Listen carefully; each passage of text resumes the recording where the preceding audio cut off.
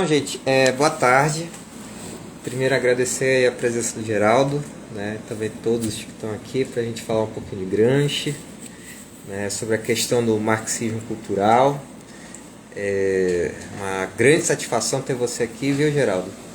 No espaço, né, que é um espaço, como eu falei, é um espaço que a gente tem tentado trabalhar como um local de difusão do conhecimento, da cultura, da arte, do pensamento, para além dos espaços institucionais, né? Não só da academia, mas outras áreas institucionais, que a gente quer tentar fazer esses saberes circularem entre a comunidade, né?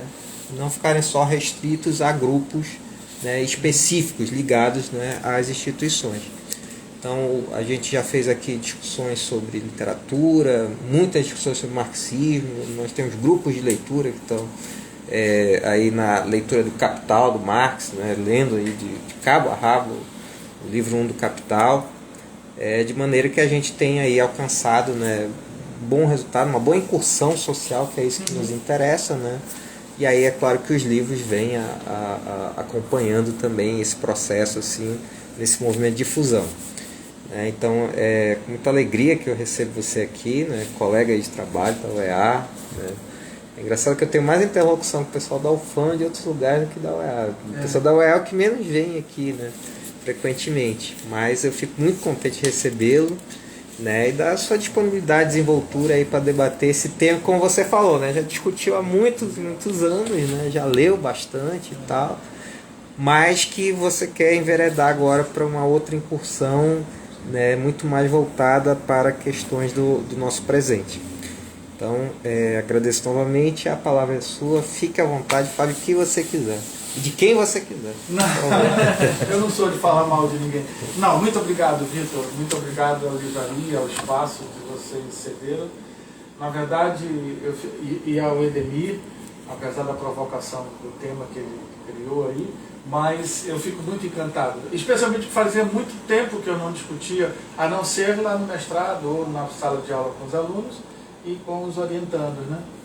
Mas fazia muito tempo que eu não discutia assim, como eu acho que é legal que seja discutido mesmo, na vida social, né? Dentro de uma livraria, que é o espaço, talvez, fora da minha casa, o espaço mais legal que eu, Geraldo, acho que existe é sempre uma livraria, né?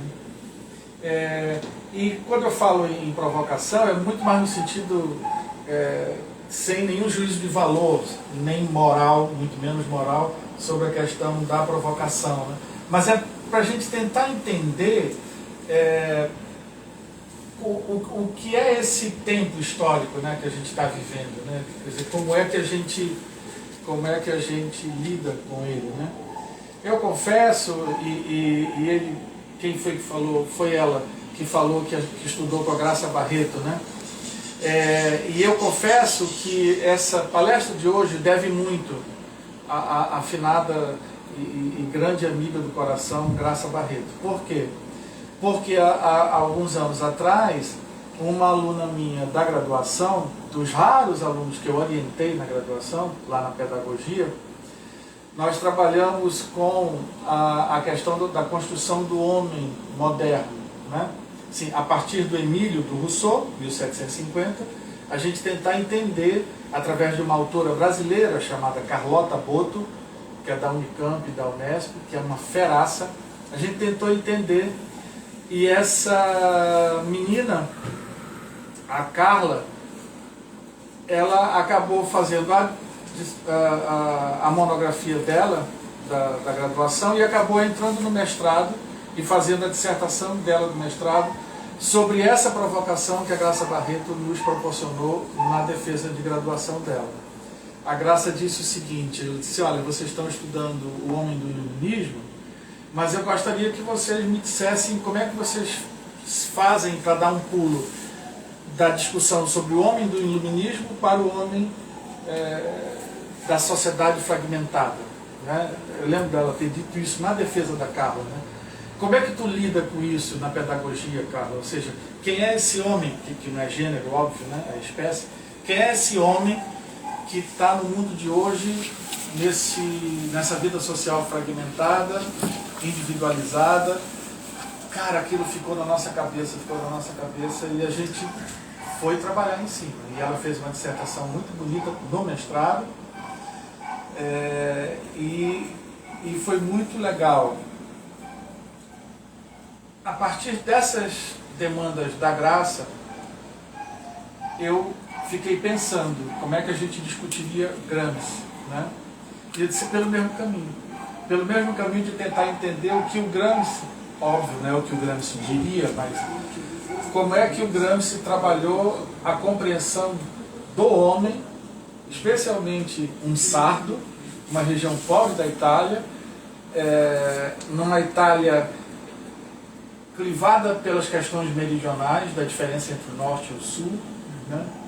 E principalmente vivendo 2 anos na Rússia, lendo Marx, aprendendo russo, não aprendeu a ler russo, mas aprendendo, e construindo um pensamento que inclusive avança em relação ao pensamento do Marx, em minha modesta opinião, né? Avança 2 aspectos que eu trago aqui, que são importantes, em minha modesta opinião, que ajudam hoje a gente a entender que luta de classes é essa, né? Logo, na primeira frase embaixo da luta de classes, né? Entre seres históricos e sociais ou entre indivíduos? A luta de classes é entre seres históricos e sociais, como disse muitíssimo bem o Marx, ou entre indivíduos? É entre quem a luta de classes, né? Porque o que o capitalismo fez, e muitíssimo bem feito, foi que ele capturou aqueles seres históricos e sociais que eram relacionados aos modos de produção e aos tempos históricos e transformou em sujeitos e indivíduos, né? Olha que loucura! E quando o capitalismo faz isso, ele fragmenta a luta de classes. A luta de classes perde a própria dinâmica de constituição como percepção de uma categoria ou de um conceito, né? Avança, por favor. Tomara que lê... Não, pode ler tranquilo. Dá sim. E aí eu pego um autor que, inclusive, talvez... esse livro é um livro bem famoso dele, mas ele não é um autor muito famoso, mas ele tem um pré-requisito interessante, que eu só depois me toquei, né? Ele foi aluno do Bauman, na Polônia, né? A sociologia da mudança social do Stompka, o Stompka cria 3 leituras sobre os modos de consciência que eu acho muito legal, que eu uso na sociologia 2, né? Que é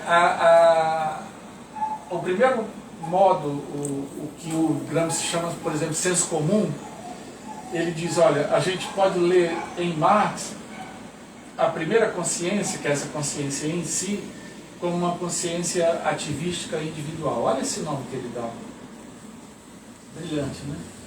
Ativística individual. O que é essa primeira consciência que a gente tem, que é o senso comum, segundo o Gramsci? É nós estarmos presos às atividades econômicas e individuais, né? Ou seja, eu não acabei de dizer que o capitalismo capturou o ser social construído para transformá-lo em um indivíduo. O resultado foi esse, né? Do senso comum, nós somos presos a uma... que o Weber chamava de gaiola de aço, né? Mas nós somos presos a essas atividades individuais cotidianas, né? E dela muito pouco conseguimos sair, né? Mas como é que a gente então atinge um nível de consciência socioestrutural? Só tem uma forma, que aí talvez explique o marxismo, tal do marxismo cultural. A educação. É a única forma. A educação e a cultura. Cuidado, não é cultura no sentido de atividade cultural, né? É cultura no sentido de conjunto de modos de consciência e de percepção do mundo, né? O que fazer, como fazer, de que forma fazer, né? Então, para a gente pular do ativístico individual para o socioestrutural, tem que ter educação. Educação política, educação social, educação mesmo, diversos tipos de educação, né? E esse socioestrutural, o próprio nome já diz, né? O Stompka tem razão, né? Esse nível de consciência, que é uma consciência de transição, né? Para a histórica universal, que é a revolucionária, que é a consciência de classe, ou seja, para si, né? Essa consciência socioestrutural, o nome já diz, né? É tu compreender a estrutura da sociedade. É a compreensão da estrutura da sociedade. Depois de muito tempo passado, depois de muita ação, depois de muita luta, como essa daqui que nós estamos tendo aqui, estamos construindo uma relação de formação coletiva. O Marx disse que a gente chegaria na consciência histórica universal, né? Que é a revolucionária, né? Ou seja, quando a gente tem uma compreensão do processo histórico como algo que constrói a sociedade para o universal, né? Aí a gente emancipa essa consciência, né? E eu usei o Stomka porque eu acho que ele faz uma leitura, talvez das leituras que eu conheço, uma das melhores, né, dessa coisa dos níveis de consciência, né? E aí onde é que eu estou querendo chegar? Eu quero tentar mostrar como foi que o Gramsci chegou na ideia dele de transformação do senso comum para a ideologia, né? Do senso comum para a ideologia, né? E ao chegar à ideologia, a gente olha para a sociedade e diz assim, cara, como é que esses modos de consciência se hegemonizam, né? Como é que eles constroem, né? Por que hoje tem fake news? Será que é só porque tem acesso à técnica? Ou faz parte de todo um conjunto histórico de condições do bloco histórico, da construção histórica, de domínio do discurso, de explicação do mundo, domínio religioso, de explicação do mundo, domínio midiático, de explicação do mundo. Ou seja, eu tenho um irmão que mora em Roraima, que é bolsonarista fenomenal, assim, né? Uma coisa inexplicável, né? Até hoje ele me manda coisas do Bolsonaro, constantemente, o tempo inteiro, o cheiro está de prova. É impressionante, Vitor, todo dia ele manda coisa do Bolsonaro. E agora essas fake news sobre a enchente lá, né? É apavorante, né? E eu digo, cara, como é que pode, né? Como? Vamos tentar ver como é que o Gramsci disse que isso acontece. Passa. O Gramsci, ele vai, a gente vai trabalhar algumas categorias e conceitos que devem ser considerados, né? O de bloco histórico, né? Que eu já estava me referindo ainda agora, ainda há pouco aqui, né? O Gramsci olha para a superestrutura e para a infraestrutura e ele não lê como o Marx, ele lê como o Marx e o Engels leem, óbvio, o materialismo dialético, é óbvio que ele lê. Mas ele acrescenta uma percepção que está muito ancorada no que ele percebia da Itália. Não é? Então, exemplo, como é que se explica a diferença entre o norte e o sul da Itália? Como é que se explica a diferença entre a sociedade camponesa e a sociedade né, industrial da Itália, né, as questões meridionais relacionadas, né? Então ele diz, olha, não é só simplesmente essa determinação material, essa dialética entre superestrutura e infraestrutura, não. Essas duas coisas formam o que ele chama de bloco histórico, né? É o modo de percepção do momento histórico daquela condição, naquele momento, né? Então, como é que ele entende nas cartas do Gramsci? Ele fala muito sobre as diferenças entre os dialetos, e não se esqueça que ele não se formou, mas estudou letras, né? Era filólogo, né? Então ele estuda o teatro, ele estuda Dante, ele estuda as línguas clássicas que formaram as línguas, os dialetos da Itália. E ele, nas cartas para a cunhada dele, ele vai mostrar uma coisa muito linda, que é o seguinte: ele se pergunta, né?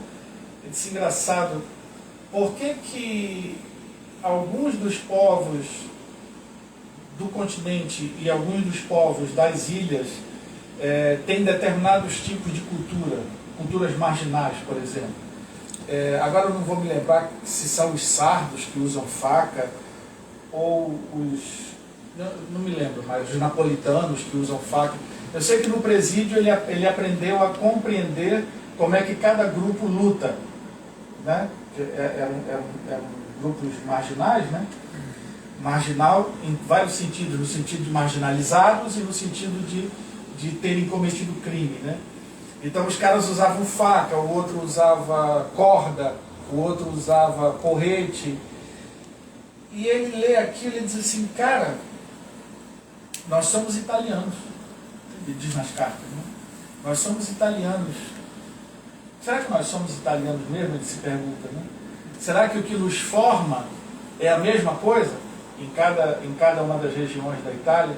E aí ele vai começar a fazer aqueles roteiros de trabalho que ele fazia, que você vê nos cadernos do cárcere. Por sinal, tão linda, está linda essa edição da Todavia, né? Tá é uma reedição da civilização brasileira. É uma reedição, da civilização. Mas eu digo assim, ficou muito bonito. Esteticamente eles são ótimos, eles chamam muita atenção com a foto do... Então ele vai entender isso como um bloco histórico, ou seja, essa dialética, ela constrói e destrói, constrói e destrói, constrói e destrói. E toda vez que a gente olha para a sociedade, a gente acha que a sociedade é uma construção definitiva. Aí diz o Gramsci, não é. Sinto muito. A sociedade é aquilo que ela constrói e aquilo que ela própria destrói. É aquilo que ela constrói e aquilo que ela própria destrói. E como é que a gente, através das formas de consciência, das formas de pensar, como é que a gente vai conseguir ler as diversas classes e a luta de classes, né? Então, a hegemonia é a luta por visões do mundo. E é engraçado, porque no início a hegemonia para ele é um conceito negativo, que depois se torna um conceito, quando ele constrói, enfim, o conceito de ideologia, é que ele vai dizer, não, esses aparelhos, eles são aparelhos de dominação. Então eles não podem ser negativos, né? No sentido do entendimento da cultura, né? Senso comum são percepções imediatas dos seres sociais. Essa coisa, por que um usa faca, por que o outro usa corda, por que o outro fala um dialeto, por que o outro fala outro. Mas a grande pergunta que o Gramsci faz numa das grandes cartas, das mais bonitas cartas dele, é o seguinte: como que o Shakespeare se tornou Shakespeare? Ele faz essa pergunta, né? E ele mesmo responde, numa outra carta, copiando. Shakespeare se torna Shakespeare porque ele copiou o teatro, os bardos, ele foi copiando e recodificando, copiando e recodificando, copiando e recodificando. Aí, legal. Ele copiava o que mesmo, hein? Ele copiava a experiência cultural de um determinado tempo histórico e transforma. E aí, pera lá, mas ele tinha a mesma cultura dos outros teatrólogos ingleses, elisabetanos? Não. Ele tinha uma cultura, ele e o Marlowe tinham uma cultura um pouco mais aprofundada. Eles liam os gregos, né? E o conhecimento do teatro grego deu a eles todo um conjunto de culturas, de percepções, de visões de mundo totalmente diferentes, né? E aí ele era um grande dramaturgo? Sim, era. Ele era um grande intelectual? Mais ou menos, porque, né, no sentido que a gente entende hoje de intelectual, mas ele era um grande leitor da vida social. Especialmente daquela literatura dos gregos e do mundo greco-romano que chegou até a Europa em função dos árabes, né? Em função do domínio da Península Ibérica, que eles trouxeram tudo que eles tinham traduzido dos gregos e levado para a Europa. Se não fosse eles, a gente na Europa e no mundo ocidental não teria nem conhecimento sobre Aristóteles, nem sobre porra nenhuma, né? Aí agora eu estou preocupado. Não, só olha para cá, que a visão ficou um pouquinho melhor, a gente consegue entender. Você consegue ver? Eu não consigo, mas tu consegue ler para mim? E eu vou explicando, sim. Eu te agradeço, por favor. Premissas básicas. Né? São um conjunto de 17 premissas do pensamento do... Não vou desenvolver todos os conceitos, nessa é a minha intenção, mas só para a gente entender em ordem, né? Vai. A primeira é a determinação material. A produção social da existência, as relações sociais produzem as condições de suas existências e também as esferas políticas, jurídicas, ou seja, tudo que produz a consciência social. É a primeira, ou seja, ele está partindo de quem? Está partindo de Hegel, está partindo de Marx, está partindo de... Né? Ele parte de onde todo mundo partiu nesse momento, né? Nessa transição da formação do capitalismo do século XVIII, passando...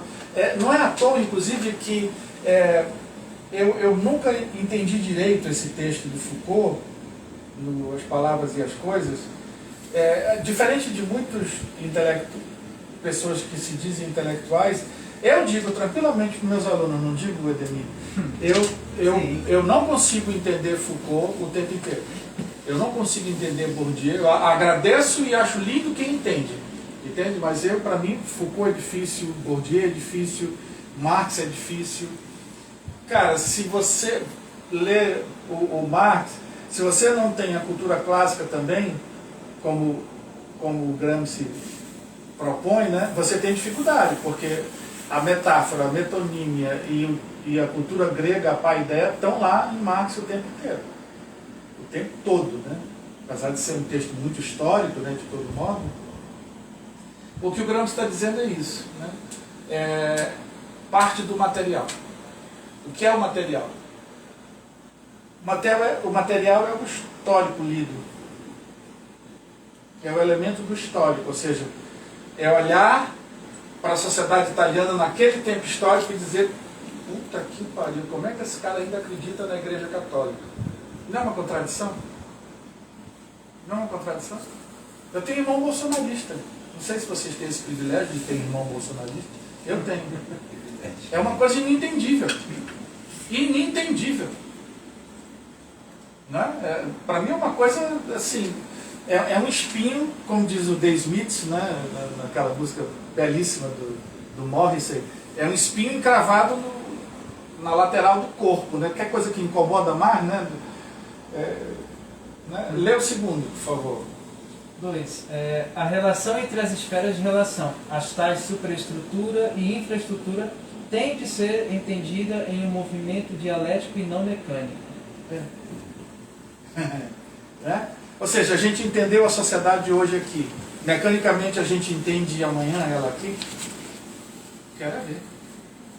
Quero ver, não entende mesmo. Tu tens que aplicar o materialismo dialético.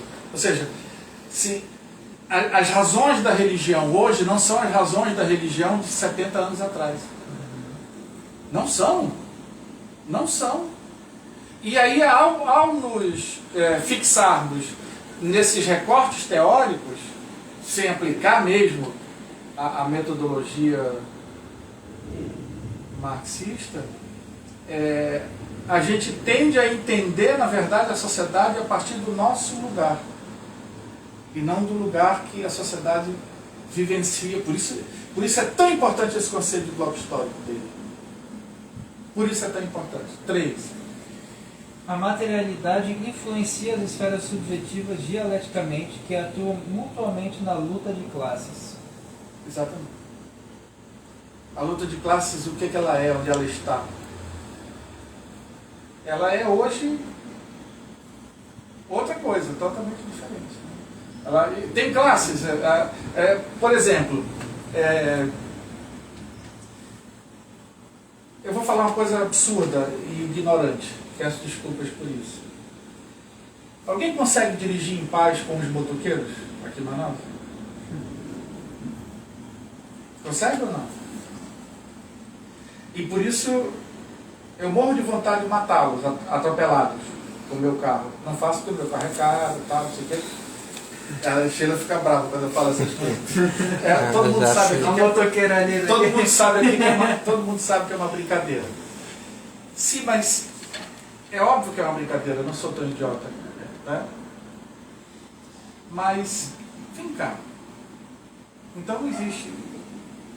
Então a lei de trânsito ela não é um lugar social onde todos deveriam estar presentes e estar concatenados com aquela lei. A lei não existe para o motoqueiro, né? Porque ele não respeita o espaço onde ele tem que estar. Agora, a lei também não existe para os caminhoneiros, a lei não existe. Mas pera lá, como é que a gente entende isso dialeticamente? Em primeiro lugar, o caminhoneiro é obrigado a andar em alta velocidade porque ele obedece a um horário, que é um horário draconiano. O motorista de ônibus trabalha 18, às vezes não sei quantas horas, num veículo lotado de gente, em condições também complexas. Ou seja, todas essas condições que constroem um determinado tempo histórico das suas relações têm que ser lidas, mas a gente não consegue ler todas elas ao mesmo tempo. Então, por isso a gente escorrega na maionese dizendo que quer matar o motoqueiro atropelado. É óbvio que eu tenho consciência, eu não sou imbecil, né? Mas é o que o Gramsci está dizendo aí, né? Como é que a gente lê a luta de classe, como é que a gente lê esse tempo histórico, né? A quarta. Como é dialético, não pode ser uma lei geral que é aplicada mecanicamente em qualquer tempo histórico. Por isso, o conceito de bloco histórico. Entendeu? Ou seja, é dialético, e se é dialético, é construção o tempo inteiro. É construção o tempo inteiro. Então, por exemplo, só o marxismo é ciência? O liberalismo também é. Porque tanto quanto o marxismo, o liberalismo tem condições de unicidade, coerência e lógica. Sinto muito. Sinto muito. Né? Vai dizer que não tem lógica no discurso econômico liberal? Óbvio que tem. Né? É uma lógica da destruição do ser humano? Sim, é. Ninguém está perguntando isso. A gente está perguntando, no sentido gramsciano, se tem lógica ou se não tem. Se é unívoco ou não. Se é científico ou não. Agora, como é que eu vou discutir isso? Né? Como é que a gente discute isso, né? Na academia? Como é que a gente discute isso? Né? Bom, vamos continuar. Quinto. Existem esferas que constituem a totalidade social. E nesse sentido, o movimento de análise mostra a existência de níveis. A lei da materialidade econômica, o campo do direito. Né? Eu coloquei esse daí muito pensando nessa coisa do trabalho que meu filho estava fazendo, né? Eu acrescentei algumas coisas para tentar entender o que era essa discussão da hermenêutica, né? Que fazia muito tempo que eu não lia sobre isso, né? São diversos campos em luta, como diz o Bourdieu, por exemplo. Dentro desses campos existem diversas relações de força, né? E essas diversas relações de força, elas vão construindo discursos, que ele chama de doxas, né? Esses discursos vão em busca de validade, por isso uma economia de troca simbólica, né? Em relação ao vocabulário.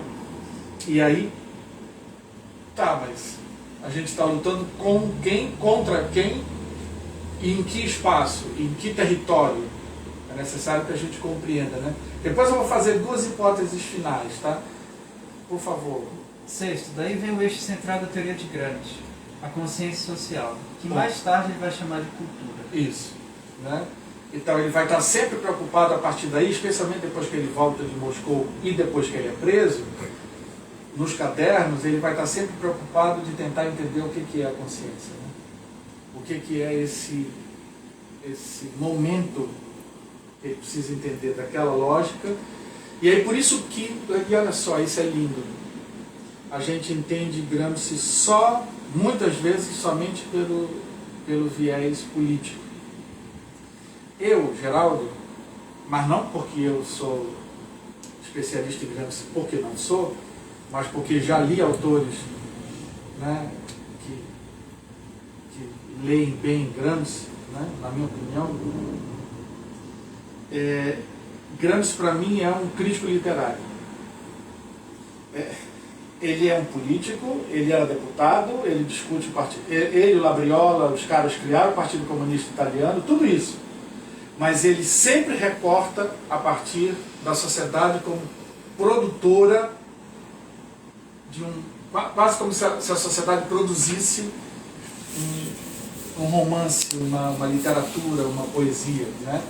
Para mim, ele está sempre lendo a sociedade a partir de Marx, óbvio, mas a partir também de uma crítica da cultura, de uma crítica quase literária, digamos assim, né? Então ele olha para aqueles movimentos sociais todos, olha para a religião, olha para tudo, diz assim, cara, como é que esses caras tiveram coragem de chamar para um comício de trabalhadores o presidente da Fiat? Colegas, amigos do Partido Comunista chamam o cardeal de Milão e o dono da Fiat para um comício de trabalhadores. Logo depois que ele voltou da Rússia. Aí ele gente, onde é que vocês estão com a cabeça?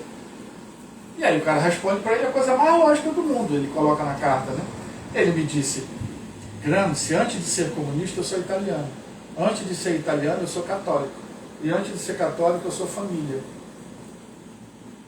Aí Gramsci, é mesmo. É mesmo. É verdade, né? Segue. Não há uma convergência entre posição de classe e consciência de classe. Ponto. Eu podia parar aí. Não há uma convergência entre posição de classe e consciência de classe. É óbvio que não há, né? E ao perceber isso, o Gramsci enfraqueceu a obra do Marx. Por isso ele é detonado. Aí sim, em minha modesta opinião. Quem sou eu para me meter aí, entendeu? Então, ao perceber isso, ele vai dizer assim, olha, sinto muito. Por exemplo, essa percepção, não sei se vocês vão concordar comigo, não sei se vocês estão doidos para atacar essa mesa na minha cabeça, mas essa percepção, por exemplo, ela inviabiliza uma das frases mais famosas do Marx. Proletariado do mundo, univos. Como? Em que condições? Né? Então, continua, por favor. Então, uma distinção entre pensamento imediato dos trabalhadores, senso comum, e daí ele parte para entender a ideologia e a ciência. Sim. E aí, justo a partir daí, ele já vai começando a, de fato, construir alguma coisa que seja um diálogo. Aí sim ele começa...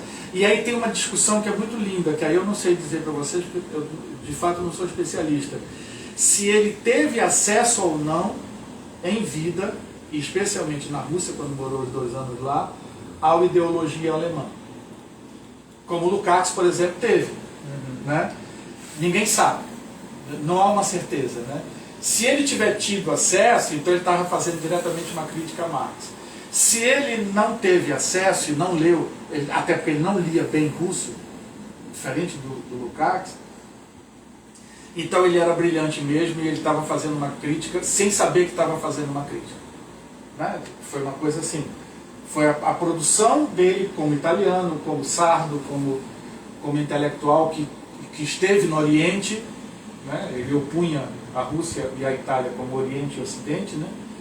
Discutiu a questão meridional nos 2 países, e aí ele não estava nem um pouco preocupado e nem maldoso em construir uma crítica a Marx no sentido, olha, tá vendo, ele não viu isso. Quem é? O Gramsci não era idiota, ele sabia que o Marx era um homem do século XIX, ele não era imbecil.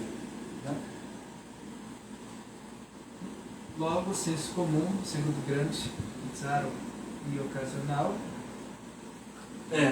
O senso comum, ele é bizarro, e aí não é, isso não é meu, né?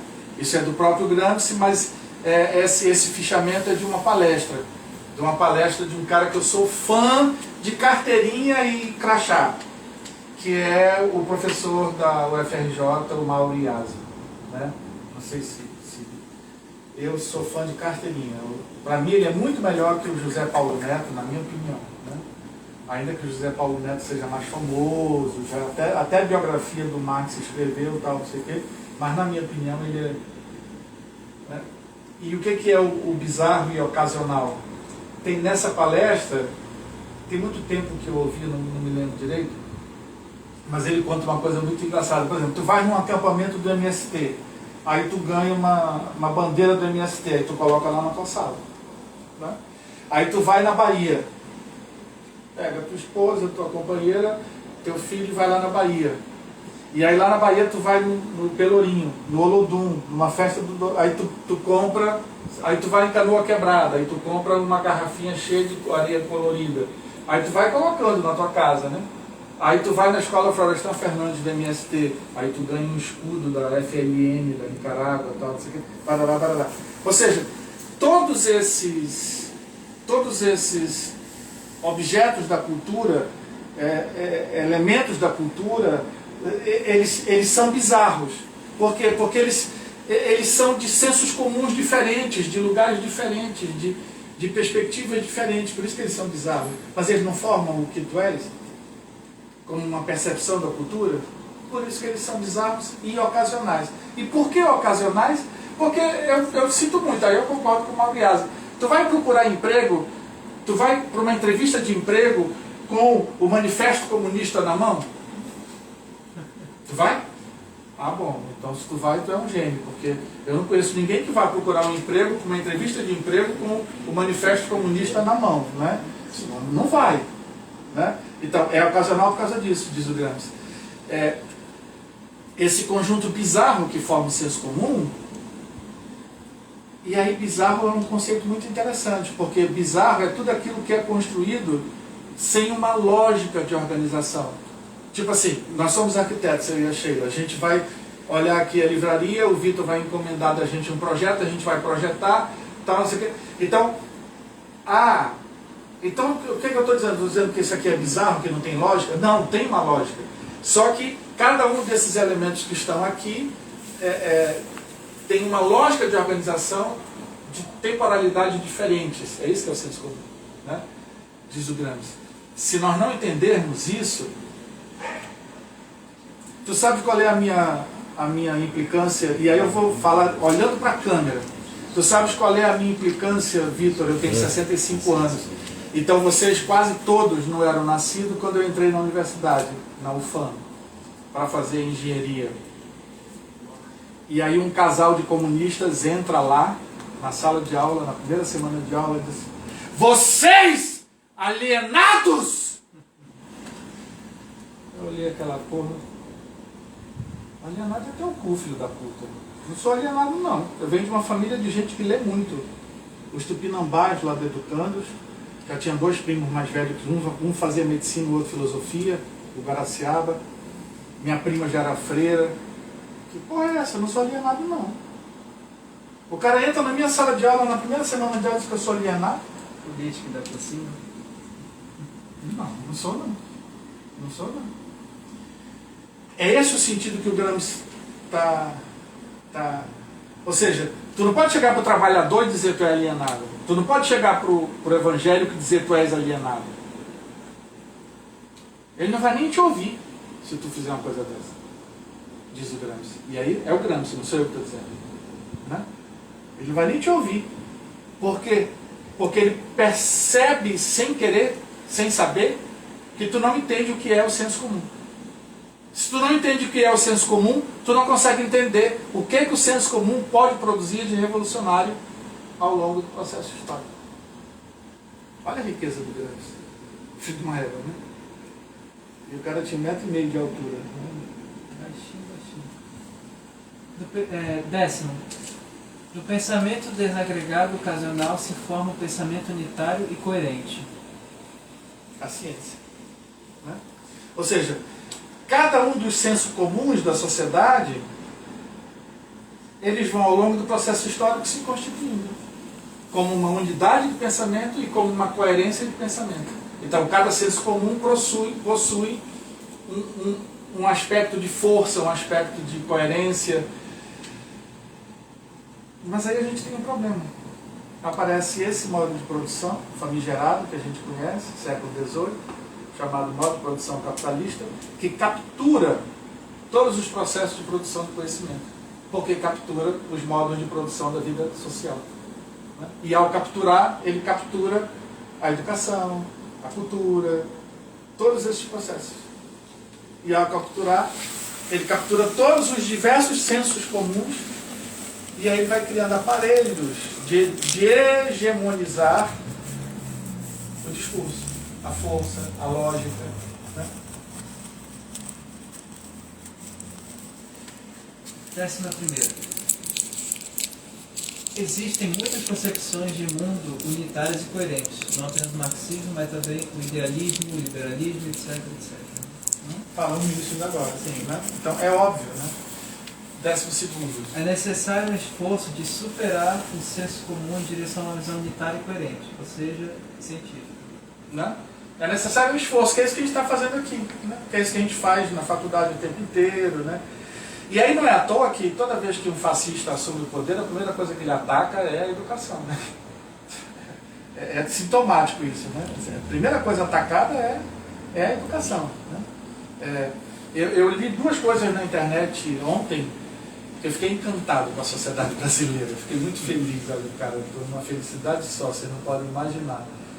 O Sul se esvaindo em água e o Luciano Huck chamou 15 amigos para um jantar. Entre eles o governador de São Paulo, né? O Tarcísio. Esse ser execrável chamado Tarcísio, governador de São Paulo. Né? E entre eles o presidente do Banco Central, o Campos Neto lá, né? Que é um resquício do... Aí eu fiquei muito feliz, olha, Luciano Huck. Né? E o Temer, viram? Ele foi chamado em Nova York para uma palestra dos empresários brasileiros em Nova York. Tu viu essa? Essa não. O Temer ressurgiu das cinzas, o vampiro. Né? E aí, lá em Nova York, numa atividade feita por empresários e banqueiros brasileiros, ele disse que o Brasil está dividido. Está dividido, não dá para ser polarizado entre o discurso brutal do Lula e o discurso brutal do Bolsonaro. Então, no mesmo dia, em Nova York, o Temer ressurge das cinzas e fala isso. No mesmo dia, em São Paulo, o Luciano Huck chama 15 grandes políticos para um jantar entre amigos. É à toa? Ou é uma construção? Né? Continua. Surge uma pergunta fundante. Qual a coletividade no sentido de homens, massa, homens coletivos, que nós queremos participar? Né? Será que temos como responder essa questão sem a transformação da consciência? Né? Porque o Gramsci vai dizer, olha, o que nós somos é homens massa. Né? Homens massa no sentido de... E aí tem uma coisa de nós todos, intelectuais. Nós roubamos as ideias dos outros e não dizemos de quem é. Quem é que fala de biopolítica? Foucault. Da onde vem a biopolítica? Do Gramsci. Né? Homem massa e homem coletivo. Né? O que é o homem massa e qual é a diferença entre o homem massa e o homem coletivo? O homem massa é aquele que está no senso comum participando do tempo histórico de todos naquele momento. A Itália católica, da década de 20, da década de 10, do surgimento do movimento fascista. Quem é o homem coletivo?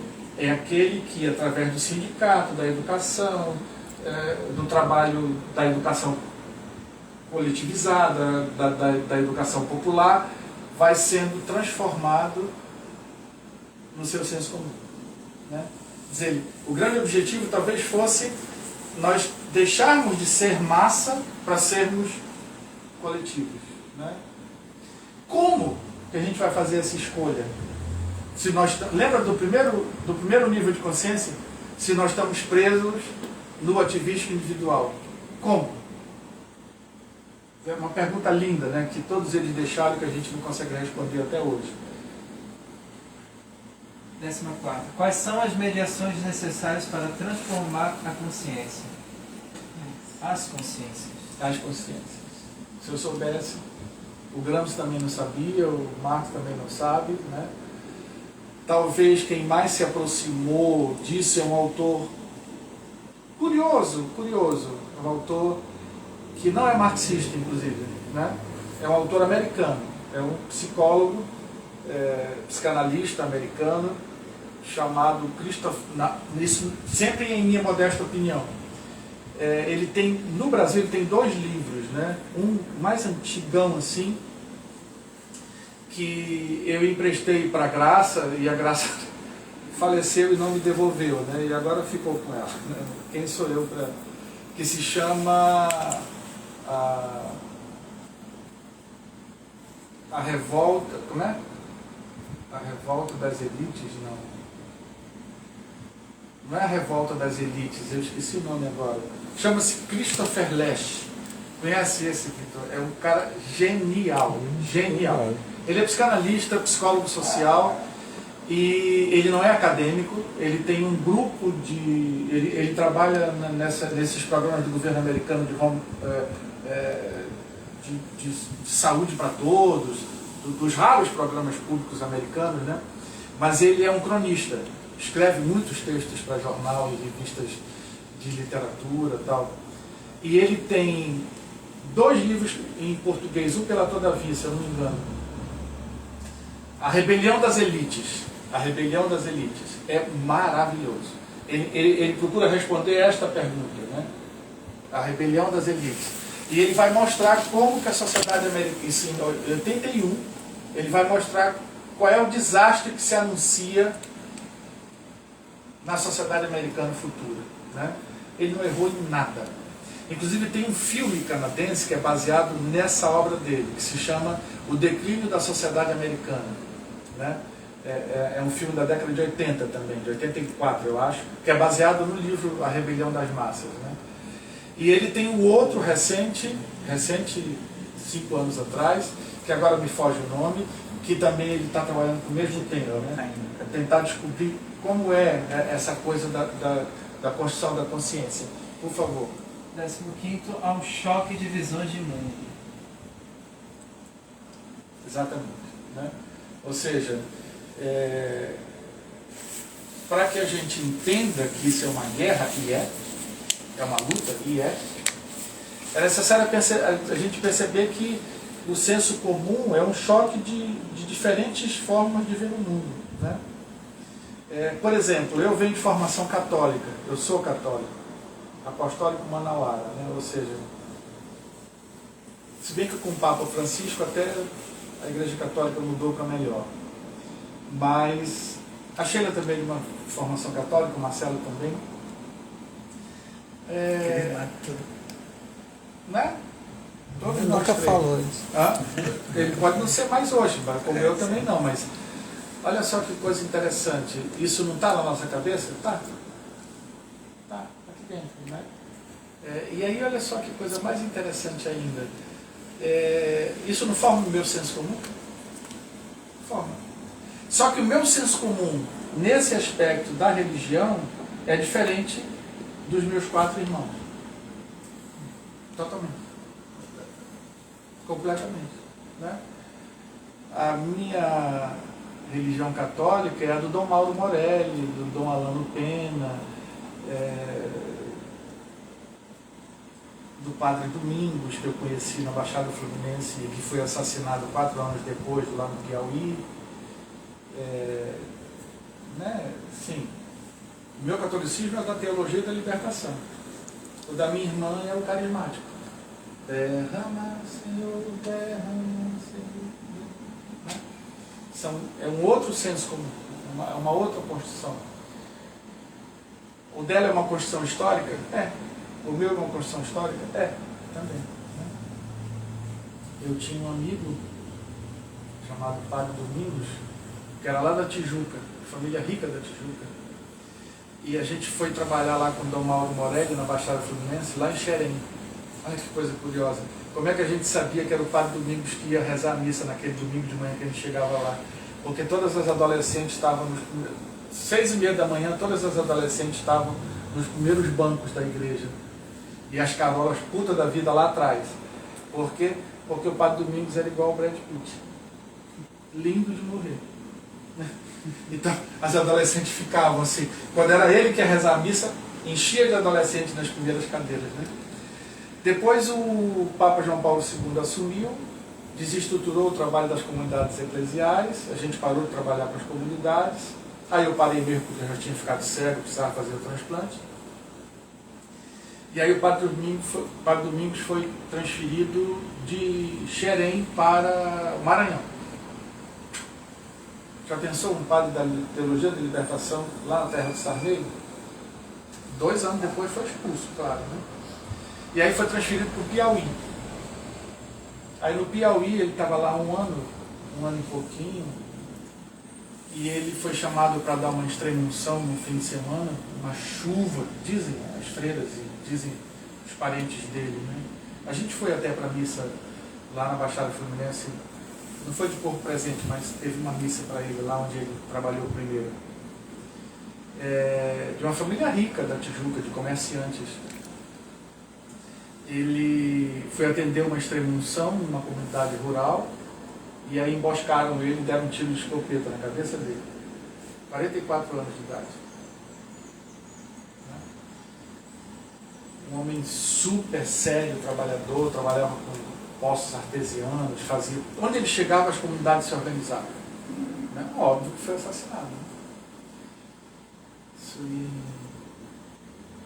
acho que 88, eu acho, se não me engano. Então, quer dizer, a minha experiência que constrói o meu senso comum sobre religião, sobre pensar a igreja, é totalmente diferente. Né? Por isso que são mundos em conflito o tempo inteiro. Mundos em conflito o tempo inteiro. Né? E a gente lê os livros o tempo inteiro, não sabe do que eles estão falando. Porque a gente não consegue tirar dos livros, a não ser, óbvio, os livros mais históricos do Marx, por exemplo, né? O Manifesto, a Guerra Civil na França, o 18 do Brumário de Luiz Bonaparte, esses livros mais históricos, a gente sabe do que ele está falando. A gente pega um livro de história e vai ler sobre 1841, né? Mas... calma, rapaz. Tem limite de tempo? Não. Até meia-noite tá tudo certo. Não, senão eu fico muito cansado. Que mais? 16º. Isso. Os homens são seres históricos e sociais. Ponto. E Os indivíduos são a forma rebaixada dos seres sociais e históricos. isso. Logo, não pode ser uma questão relacionada aos indivíduos, e sim aos seres sociais e históricos, ou seja, uma luta de classes. Sim. Né? Ou seja, como é que a gente sofre tanto, e eu também sofro, hein? Junto com vocês todos. Está mentindo aqui quem disser que não perde o sono porque o dinheiro faltou, que não perde sono porque o meu filho vai passar no vestibular ou não vai passar no vestibular. Eu quero ver. Perde sono porque o cartão de crédito deu muito caro. Né? Ou seja, essa sujeição, esse ser social histórico que foi esvaziado pelo capitalismo e se transformou em indivíduo, ele perdeu unidade de vizinhança, perdeu coletividade, perdeu a sua capacidade de compreensão da natureza, perdeu a sua relação da natureza para compreender que a natureza faz parte dele. O que o governador do Rio Grande do Sul fez logo que assumiu em 2019? Que até ponto para a Rede Globo e ponto para a Globo News. O André Trigueiro arrebentou, destruiu com ele, vocês viram? Destruiu. Ponto para a Globo News. Ele desarticulou 479 trechos da lei ambiental do Rio Grande do Sul, desarticulou tudo. Floresta de beira de rio, de arroio, destruição, diminuiu a reserva natural das terras de latifúndio, destruiu tudo. O resultado está aí. Né? E aí não é comigo, não é culpa minha. Né? Da natureza. É a natureza, tá, não sei o que e tal. Ou seja, já estava lá em Gramsci, em 1930, nos artigos como jornalista e crítico literário, em 1917, já estava sendo discutidas todas essas coisas da cultura italiana, da cultura europeia, da diferença de classe, da diferença de tempo histórico entre os povos e por aí vai. Né? Então, o que eu quis muito hoje foi trazer para a gente uma reflexão sobre não são os livros que explicam a vida, é a vida que nos faz entender os livros. Não são os livros que explicam a vida, é a vida que nos faz entender o que esses livros estão dizendo. Né? O que mais? 17. Os indivíduos são uma construção histórica do modo de produção capitalista. Bom, né? Não existia indivíduo. Como eu disse, o Foucault copiou o Gramsci descaradamente, sem citar, né? Biopolítica. E o pior, o Bourdieu depois copia o Foucault também, e o Gramsci também, e o Durkheim também, sem citar, né? Com a discussão dele sobre a questão dos campos que definem o poder do Estado. Né? É uma questão histórica.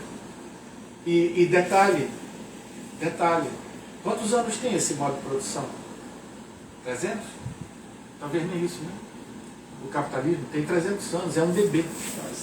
Não viveu todas as suas crises ainda, né? Como diz o Mark Fisher, né?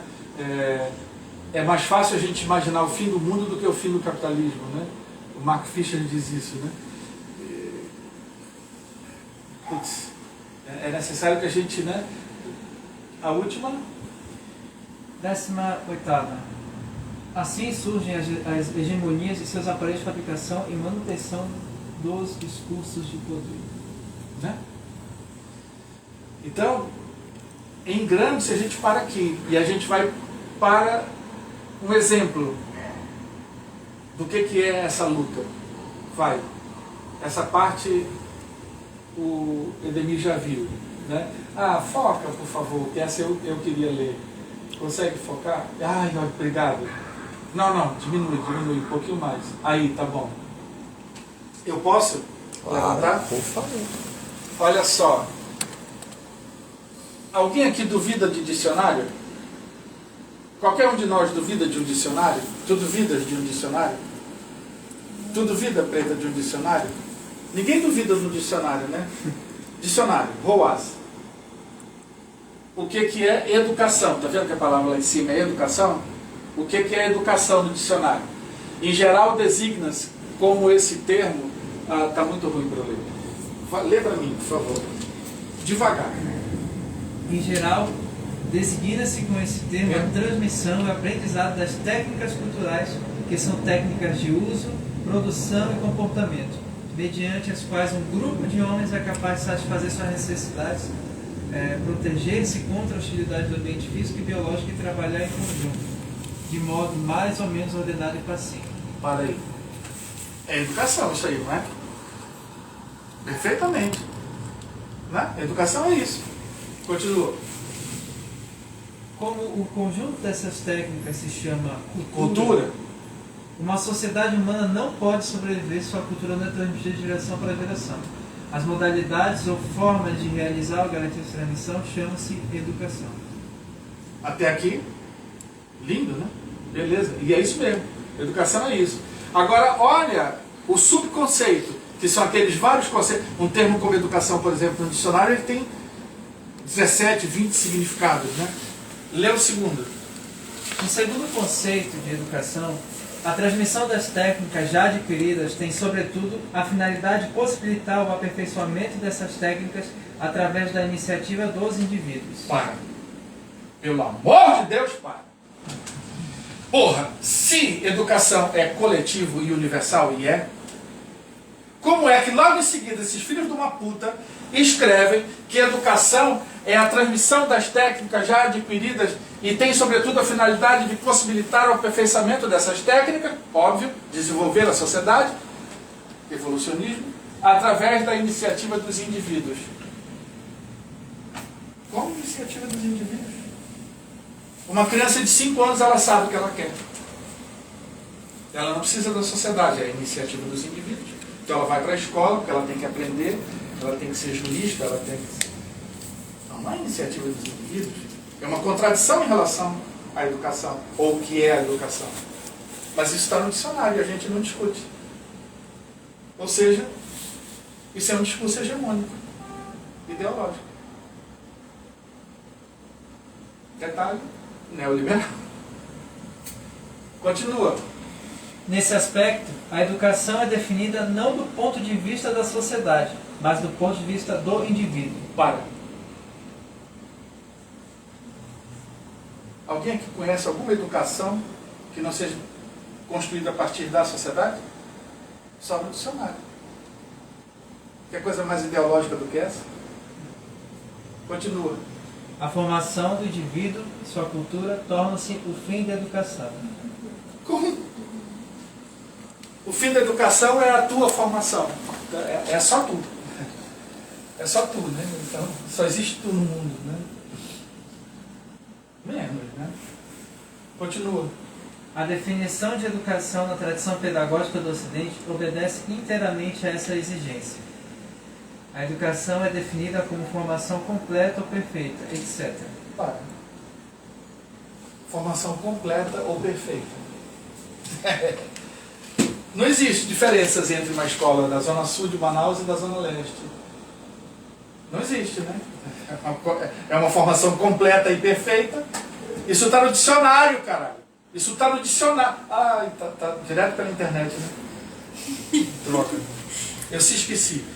Isso está no dicionário, cara. O Gramsci tinha razão. Né? Isso está no dicionário. Uma das 20 definições de educação lá no dicionário Roas. Está lá. Para o Luciano Huck, educação é isso. Óbvio que é. Né? Educação é isso. Mas não é. Óbvio que não é. Né? Então, passa, vamos direto para a ideologia. Tu lê ideologia para mim com calma, porque ideologia... Também dicionário. Aquele dicionário que inclusive está deitado bem ali. De filosofia. É do Abangano. Né? Ideologia. Que é sensacional, por sinal.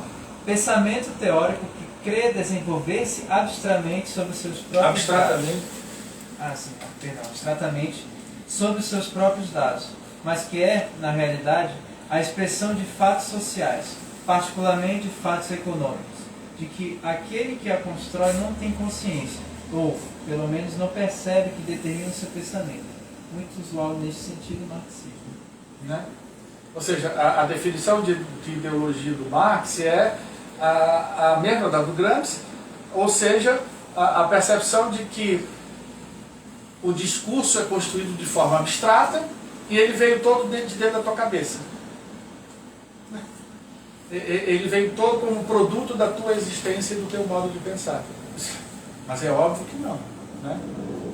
O próximo. Preliminar.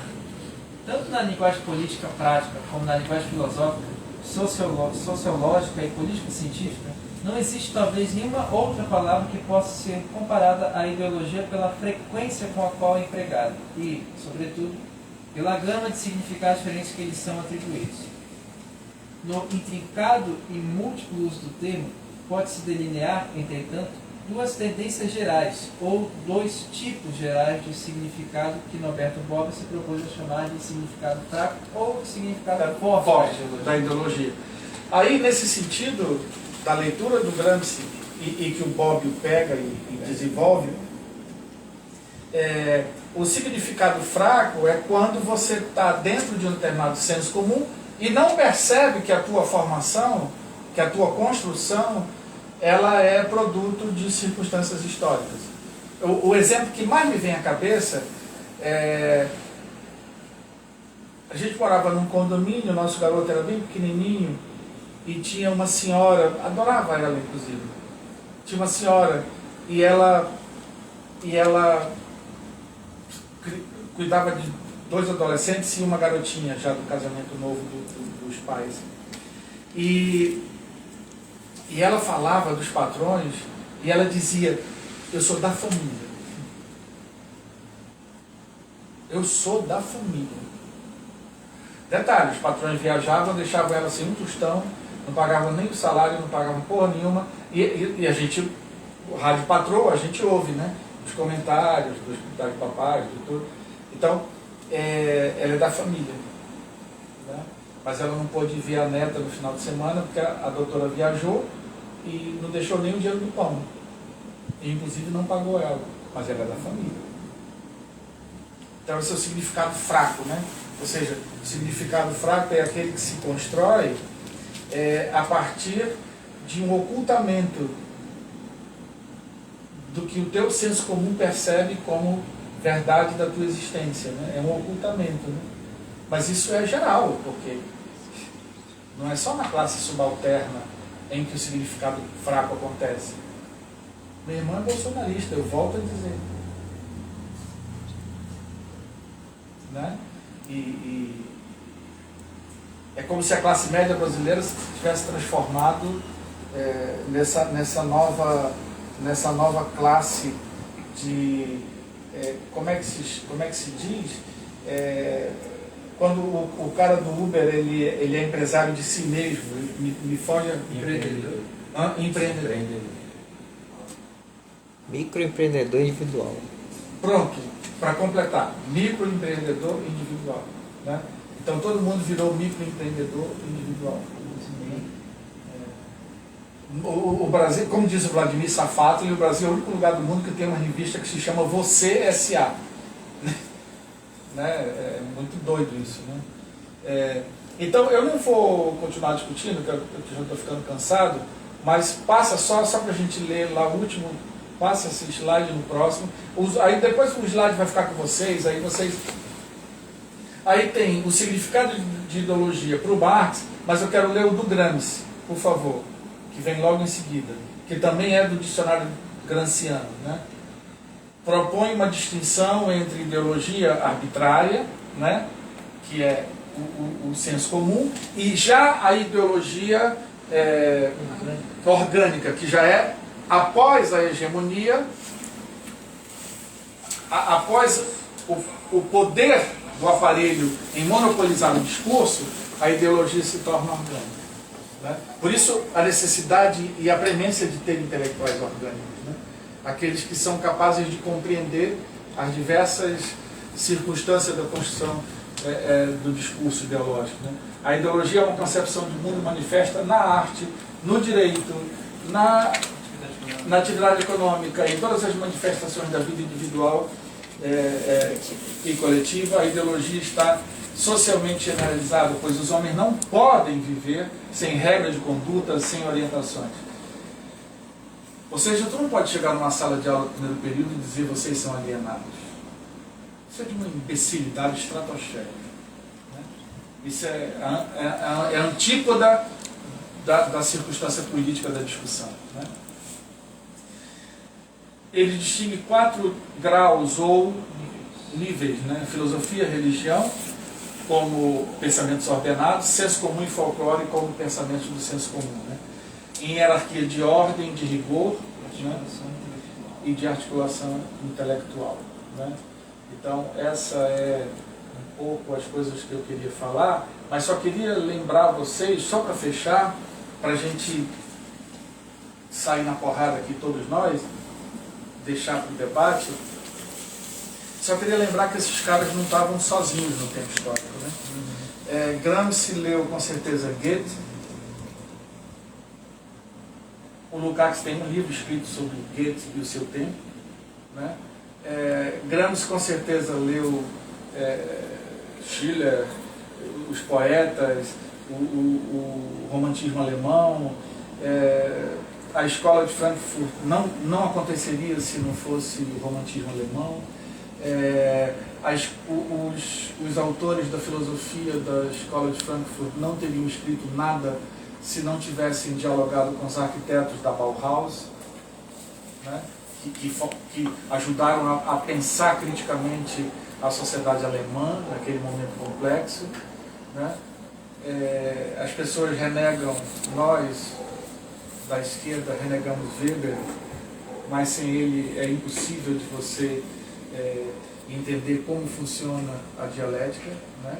Porque ainda que não seja um dialético, o pensamento dele é um debate com o Marx e com o Comte e com o Durkheim, né? Então essa é a questão, quer dizer, como é que a gente consegue,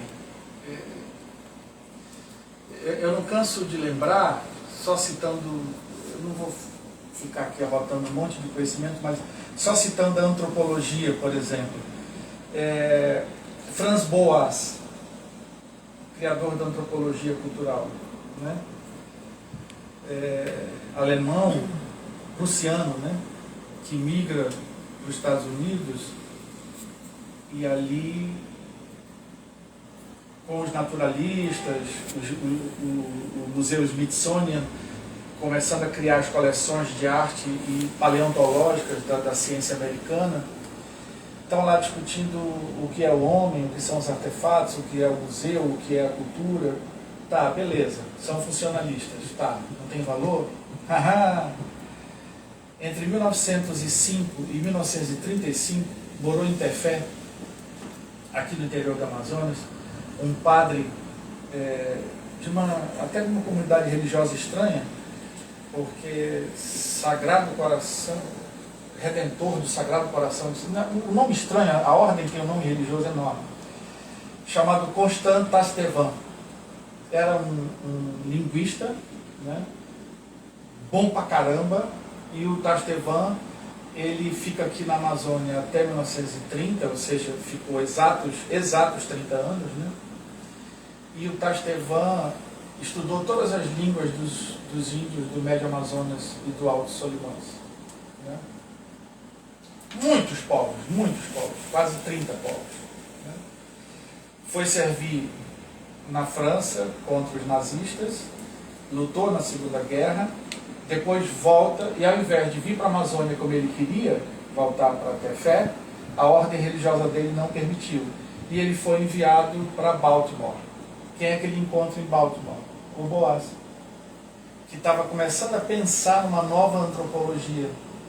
Aí o Tastevan, com todo o conhecimento dos índios amazônicos, lá de Tefé, da briga histórica entre portugueses e espanhóis sobre esse trecho da região amazônica entre Tefé e Tabatinga, ele diz, olha, eu tenho esse material aqui, talvez ajude a gente a pensar a antropologia cultural.